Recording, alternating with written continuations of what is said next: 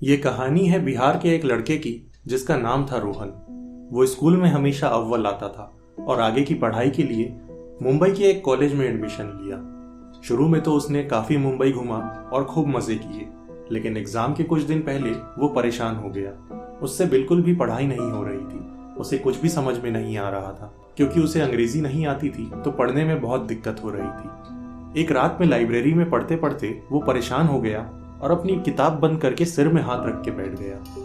तभी एक लड़की उसके पास आई और उससे पूछी कि क्या हो गया, क्या तुम ठीक हो? तो रोहन ने कुछ भी जवाब नहीं दिया। वो पलट के जब उस लड़की को देखा तो देखता ही रह गया। उसने बिहार और मुंबई में बहुत लड़कियां देखी थी, लेकिन इसकी जितनी सुंदर उसने आज तक कभी भी नहीं देखी। वो बस लड़की को देखता ही रह गया।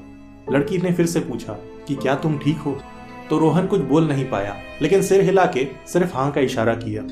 उस लड़की ने फिर से पूछा कि क्या हो गया है? तो रोहन ने बताया कि उसे अंग्रेजी नहीं आती और वो पढ़ नहीं पा रहा है। तो लड़की ने उसकी पढ़ाई में मदद करनी स्टार्ट कर दी। रोज रात को रोहन उस लड़की से पढ़ता था।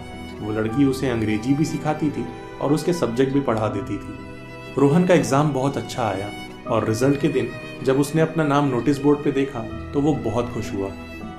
लेकिन उसे आश्चर्य हुआ कि उस लड़की का नाम नोटिस बोर्ड में नहीं था। जो लड़की उसे पढ़ा रही थी वो पास नहीं हुई थी। उसने अपने बाकी के दोस्तों से पूछा तो कोई भी उस लड़की को जानता नहीं था और उल्टा रोहन पे हंस रहे थे कि तुझे कौन सी सुंदर लड़की पढ़ा लेगी।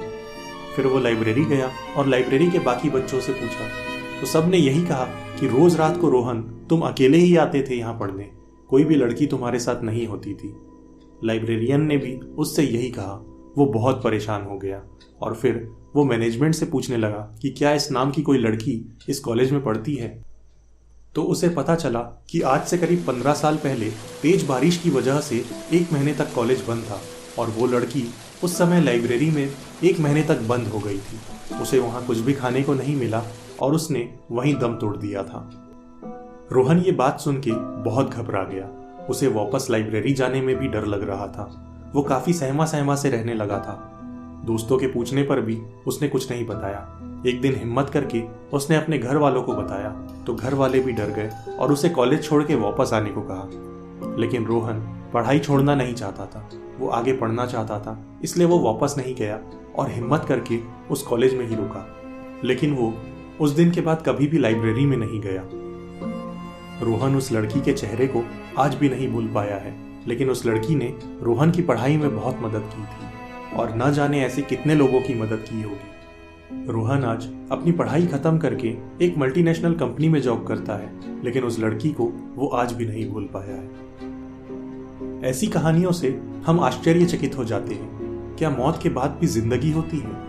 क्या वो हमें देख सकते हैं? क्या हम उन्हें सुन सकते हैं?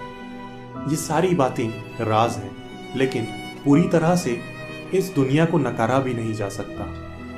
अगर आपको इस तरह की कहानियां सुननी पसंद है तो हमारे चैनल को सब्सक्राइब कीजिए।